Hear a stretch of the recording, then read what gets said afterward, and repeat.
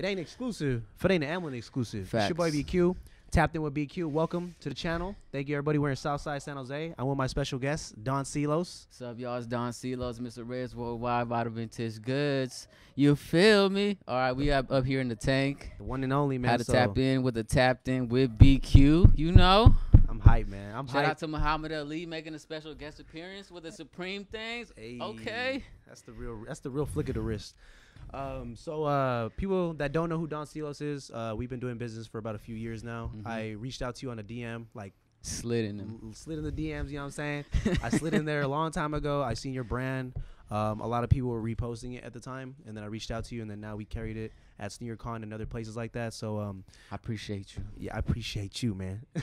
So one thing I definitely want to highlight about you, bro, is your theme for your clothing, the theme that you have for your whole concept of your business is wearable art. Yes. You want to elaborate a little bit on what you mean by that?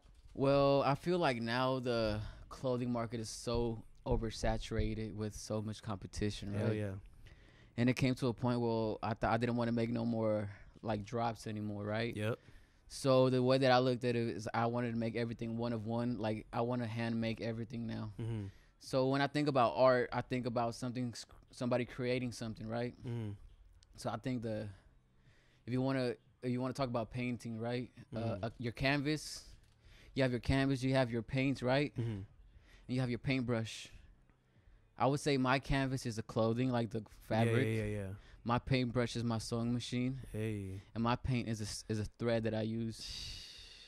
The way you worded that, though, bro. Shit. The way you worded that right now. And you know, it comes out a piece of art. But the thing about my art is you could wear it. Hey, I like that, bro. So, like, what made you pursue art then, if that's the case? Since you're representing, because obviously it's fashion. Like, Yes. in reality, it's fashion. Yeah. But the way you're marketing it, the way you're representing it, is in art format. Yeah. So, what made you get into art? I feel like I've always been an artist since the beginning, you know, like ever since I was young, I was the artistic kid. I mean, there was this point I remember I was like in first grade and I drew this fucking horse, right? He said, this horse. I drew this horse, right? And then my teacher, she showed it to the art teacher in the school. And the teacher was like, bro, he didn't draw this. Like, there's like some fifth graders that drew this or something, you know? Yeah. And then she, my teacher, I forgot her name, bro, but shout out to you. Shout out to whoever you were. No, but I don't remember my teachers neither. So she told me to enter like this like art show for the school, right? Like a little talent art show. Okay. And I won like $20, like second, third place, something like that that. was everything to us back in the day. Yeah, though. so like I was like, damn, bro, I'm bonding with 20, you know. I'm about to get some gushers real quick. Off tops. Yeah. So tell us a little bit about your origins, because you currently live in the Valley, right? Yeah, so and the Valley is a huge market too. I currently live in Tracy, California, but I grew up in Oakland, California. Hey, the town. Yeah, town business. business. You feel me? Yeah, So you think growing up in Oakland kind of contributed into the way you think? Absolutely, bro. Oakland has one of the most beautiful cultures in the world. Like, actually, it's different living there compared to just visiting it, you know? Yeah, for real. Yeah, like, I actually got to experience, like, the whole... That's like, I just love Oakland, bro. Yeah. What is one thing that you would want to highlight for a person that has never been to Oakland that they should definitely consider looking into or checking out? Checking out, like, a specific spot. Y'all need to go hit up Rock and Crawfish right there by Lake Merritt, bro. Smack. Is it seafood? Seafood. It's like how you guys have boiling crab here. Yep. It's basically the same concept. But over there. Yeah. So you're gonna hate me right now, bro. I hate seafood. Are you serious? I mean, I don't hate it, but I'm not too fond of it. Bro. Like, you gonna this video right now, bro. So I mean, so that's interesting though. The only reason why I wanted to touch on that is because this is all gonna come back to like your fashion, you know, all the origins of what you do. Yeah. So like, how long has it been since Reyes Worldwide on paper or notebook or whatever you want to call it, when you started the idea of what you Reyes Worldwide? So when I first started Reyes Worldwide, I already had something prior to that. I had something called Jack Boys with one of my boys. So we started doing that, but slowly, like, I started branching out doing my own thing. And that's what helped me just like find my own lane. Because Reyes is my last name, and the reason that I wanted to put my last name onto my work, because I feel if I put my my actual name onto something, I'm gonna have to work 10 times harder, you know? Yeah. I'm not gonna fall behind some fictitious name. Like this is literally my fucking last name, bro. Yeah, definitely. If I want to bring value to myself, I need to put 110% into everything that I do, right? So that's one reason that I made myself put my name behind that.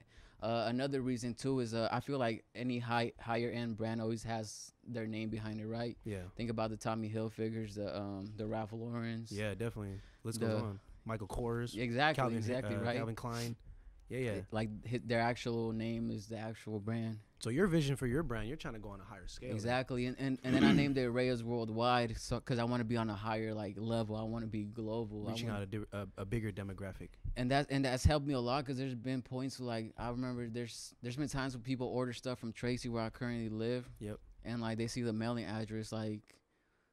It's Tracy, California, right? Yeah, so and then they hit me in the DMs. Like, you're down the street. What the fuck, bro? You from Tracy? This whole time, I was over here thinking you was from Germany. Yeah, like shit like that. So like, it means it's working, you know? Yeah, definitely. So what steps have you took? Because I've noticed your progression. Because we've been doing business for a while now, and I've always been fond of your work because a lot of people jock your shit. Like I sold your stuff in Vegas, sold your stuff in LA, San Francisco, Oakland, like different places. It appeals to many people because it catches their interest. So like, what are some things that you have kind of analyzed to make sure that was a possibility? As far as having a reach? Yeah, like what was something you knew that people were gonna be like, you know what, they're gonna dig this? Like what was something that you thought that?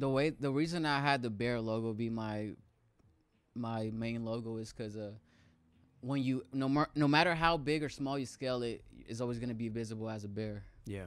Like I learned this too. Like when they created the Apple logo, the reason that they put a bite in it so when people see it, when it gets like becomes smaller, it wouldn't get misconstrued with a cherry. So they put the apple bite so people always knew it was an apple. Does that make sense? It does. Because think about it. So when it's big, you're gonna think it's an apple, but once it gets tiny, it's gonna be like. It may look. Oh, I see what you're saying. You know what I mean? So they were able to identify it as what it was. So no matter how far or how close you are to my logo, you're always gonna know it's a fucking bear, right? Oh, okay. And another reason behind the bear too, because I feel like bears, they're calm, gentle animals, but once they're aggravated or something, they're always gonna let loose and go hard and fight for what they're gonna fight for, right? Yeah. And I feel like everybody has that same sense of personality and characteristics. You might be calm, cool, and collect 24/7. But when there's something that you want to fight for, that you want to go hard for, the inner bear is gonna come through and unleash. You think the inner bear in you is unleashed already, or what? One day. He's not one day. So what do you think about, and I know this is kind of past the topics of what is relevant now, but I need your opinion on this because I think you and I are so like net neutrality. Net neutrality. Net neutrality. If the internet was limited to your marketing and to your e-commerce and everything you do for your business, what is the first step you're going to do to contain your business, to sustain it? So if I couldn't use because net neutrality, their proposal is that they're gonna add additional charges to your phone services, your web services. Fuck net neutrality, fuck bro. net neutrality. But what are you gonna do about it though? That's the thing. I'm gonna have to hit the streets harder, bro. Word of mouth plays a big role in my business. So that's a good thing. Cause so I also have a small shop, Vital Vintage Goods. Yep, I've been there before. Swaggy. Gang by appointment only. Hit me in the DMs. There's the only time you can slide. But it's all about building good relationships with people, bro. Yeah. I mean, you can have the best products in the market, but if you don't know how to make connections with people, you don't know how to interact with one another, bro, you're never gonna succeed in business. You got to think about business. Business is like having an equation. Having your product is only one part of the equation. Yep. You got to add all these different elements to become successful. Like the equation is gonna have success in the end, but if you don't have all the right elements, you're never gonna succeed. Agreed. I agree 100%. The reason why I emphasize on net neutrality is because, like, look at how many people we know on a personal basis that are doing music, building a clothing brand. They're trying to be a platform. They're trying to build their own media source, right? We know a lot of people, but they're literally going to cut down 80% of them. But you got to think about it, too, bro. Fuck net neutrality. That's just an excuse. Did they have internet back in the 80s and shit? Exactly. Nope. Exactly. And they made it, right? And I'm on the same side as you. I just want to elaborate it because I know there's people that are going to watch this. They're Stop victims, making excuses, bro. They're victims of this shit. If you know how to fucking move and hustle, bro, fuck net neutrality. This is the thing. It's all about here, bro. If you have a good mindset, if you got a good heart, bro, the possibilities are endless. Because the thing why I want to touch on it so much is because I know too many people that are doing all this. You feel me? I'm gonna do a business. I'm gonna build this. I'm gonna do that. But it's like when the shit hits the fan, or someone hits you with a right hook, and you take that shit to the face. Are you gonna knock a fold like a cheap chair, or are you gonna drink that blood? Yeah, and bro. Keep it pushing, I'm gonna speak from experience, bro. I failed so many times in my my steps towards success. I'm not successful in no sense of the word, but I feel like I'm successful like from a couple years back.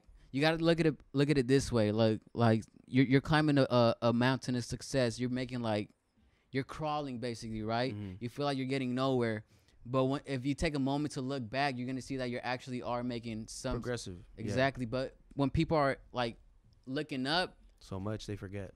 They think they're not making any moves, but in reality, they really are making moves. It may not be like monumental moves. Yep, exactly. But something is better than nothing. Hell yeah, I can hella agree with that, bro. And I'm not gonna lie, I'm guilty of that shit because I be like, I'm so hard on myself. I'm like, damn, I'm trying to get Emlyn on this level. I'm trying to go here. I'm trying to network with this person, and I'm like, I be stressing myself at the end of the night. I'm just reflecting. I'm like, damn, like, why do I feel like we're not getting nowhere? But then people behind me, they're like, God damn, BQ, where you at? Yeah, exactly, shit, bro. You over there all the way on the top of the mountain. Like, God damn. It's true, bro. You're always going to be your hardest critic. I know I'm my hardest critic, too. I'm so critical into everything that I do. Yeah. But that's because, like, when you're sitting there seeing everything being created, you're going to see every detail. But other people aren't going to see the same details. You know? Agreed. 100%. So you got to taste Little San Jose. Thank you for coming down once again. I love San Jose. Shout out to the Tank 408. To the Tank. And we passed by on the South Side traditional spot. Shout out to La Costa, bro. What'd you think about what'd you even order, bro? I didn't even know. I got the burrito. I told him give me some jalapenos toreados, but Cuddy didn't come through with them. Ah, shit. It's all good. What would you rate it, though? What was the burrito like? A solid 10, yeah. Solid 10? Yeah. Half a Debski? Take it. So what are some things that you want the audience to know about your next move, bro? Because obviously the thing about our progression, my next move is my best move. Your next move will be your best move because I know you on a personal basis. I know how you operate. But what I want to figure out is Reyes Worldwide, Vital Vintage, the Flavor Podcast. I see you got a lot of projects in the work.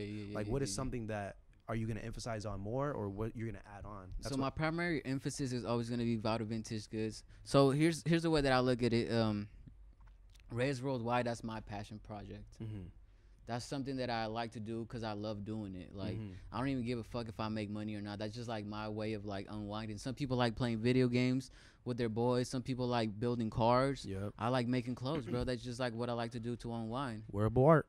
Pretty much. And, like, and the fact that I could have somebody looking fresh off of doing something that I love to do, bro. That's like a win-win situation to me, bro. Sometimes there's been instances that sometimes I'll give people clothes just because I like them, bro. Yeah.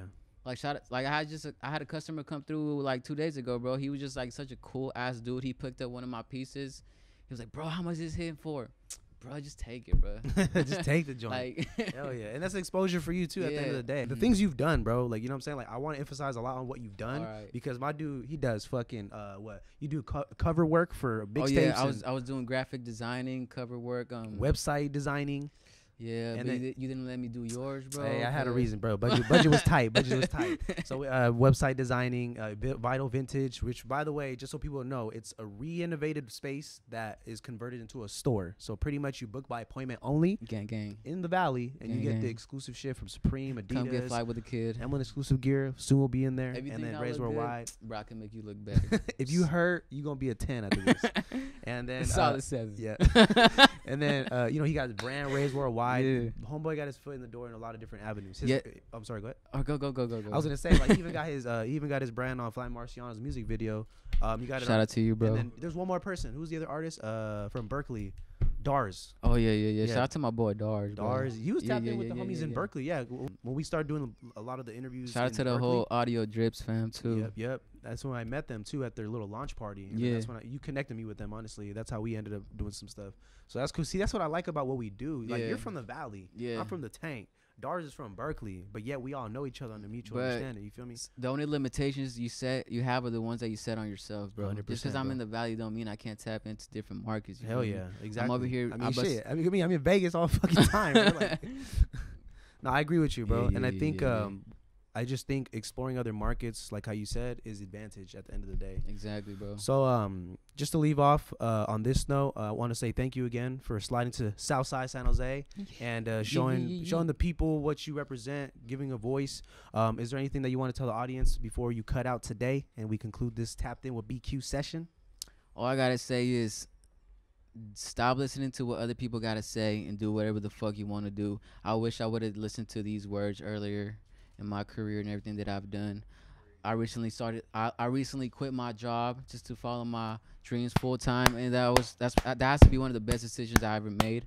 It was the most liberating feeling in my life. And if you're fortunate enough to be able to do stuff like that, bro, just fucking do it. Like, stop taking life for granted. You only got one life, so live it. Like, each day that you wake up saying, "Oh, I'm gonna do this tomorrow," like, that day's never gonna fucking come. You know. Stop listening to what anybody else has to say. Fuck those motherfuckers. Put a big ass middle finger to the fucking face. Tell them, if you don't believe in me, I believe in myself, and watch me do it right in fucking front of you, bitch. Off top.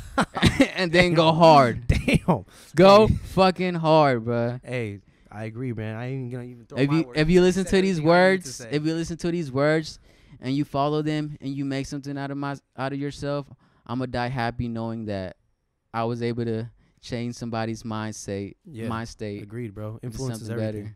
Because, I mean, shit, that's what makes me feel just helping other people, too, bro. So I agree with you 100%. And if you don't believe in yourself, just know that I believe in you. I'm sending you my good energy. Gang. Sprinkle, man. Fucking spear fingers, y'all. Spear fingers. You feel me? That's the shit I'm talking about, bro. Hey, appreciate you coming through, bro. You gonna be my homie for life, dog. We business acquaintances. And so subscribe to the YouTube channel, Emlyn Exclusive, Emlyn Labs. Follow us on Instagram, social media, YouTube, all different platforms. And stay tuned for the next episode. We're gonna start doing these on Wednesdays and Mondays, man. So be ready. We'll be dropping these bombs, these gems for all of y'all. So stay tuned. Subscribe while you can. Peace. Yeah.